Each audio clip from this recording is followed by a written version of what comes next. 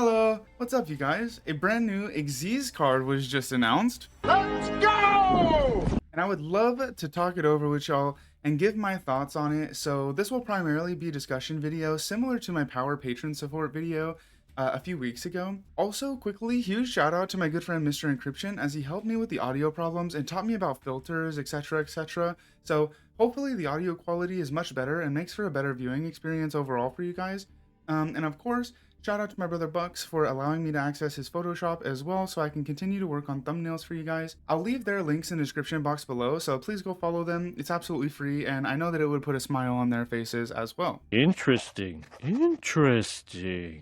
Let's start off with the basics by reading its effects and getting a gist for what this card offers. Mercurium the Living Quicksilver is the name of this card.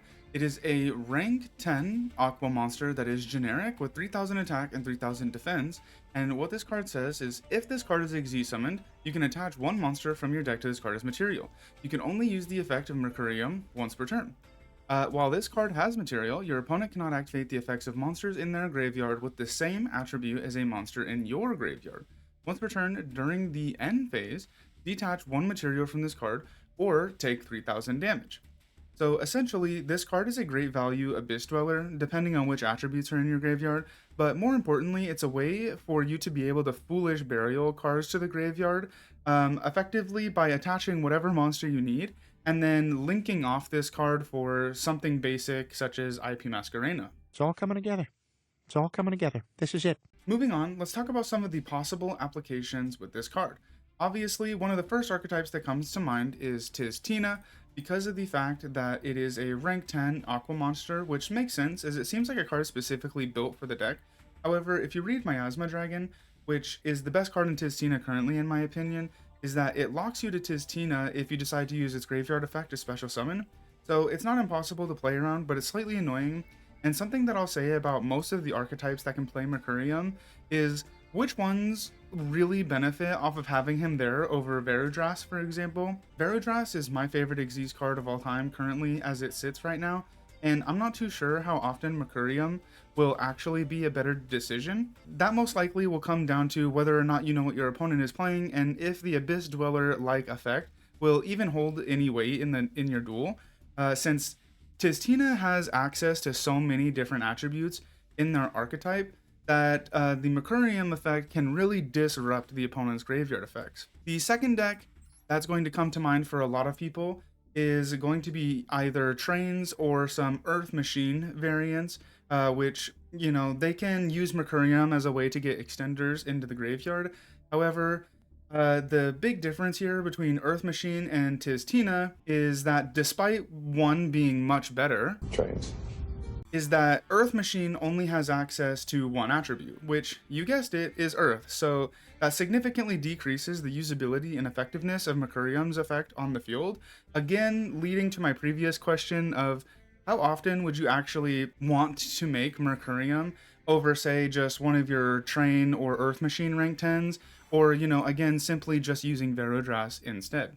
As far as some of the other archetypes that could potentially abuse this card would be something like a zombie pile that's featuring Eldritch or Yubel, which can benefit off of the Foolish Burial effect, allowing them to get, you know, different sorts of extenders in the graveyard. Both decks benefit from this. The on-field effect for these archetypes isn't terrible, since Dark takes up a large portion of the available cards that are played in Yu-Gi-Oh!, so that's fine. But again, it kind of leaves you questioning yourself on, like, if you don't need the extender in graveyard, then you would most likely rather just make a different rank 10 monster, or you would almost rather just make a different extra deck monster in general. The archetypes that I really want to discuss, as I'm sure will come to no surprise to you guys, is Archmage, Doomsday, and the Power Patrons in general. Is Mercurium a good card in those archetypes? How much does it affect them? Well, recently we just received the new, like, insanely good level 10 turbo cards that, you know, all the new Power Patron support that just came out, and I think that Mercurium might have a home with one of these two decks, just because of how incredibly easy it is to summon now. Let's start with Archmage. One benefit to Archmage is they use 3 different attributes, 2 of which being Light and Dark, which are both heavily used attributes in the game, but they also get the slight benefit of also playing some Earth monsters, so its on-field effect is much better overall than maybe some of the other archetypes listed here.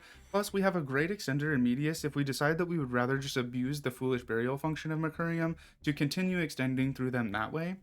Doom Z, on the other hand, focuses on dark and wind attributed monsters, which is obviously significantly worse than the attributes Archmage has to offer. However, Doom Z having access to destruction, which, if you don't know, is just roll and Lockbird, it sounds incredibly annoying to have to deal with essentially being double floodgated.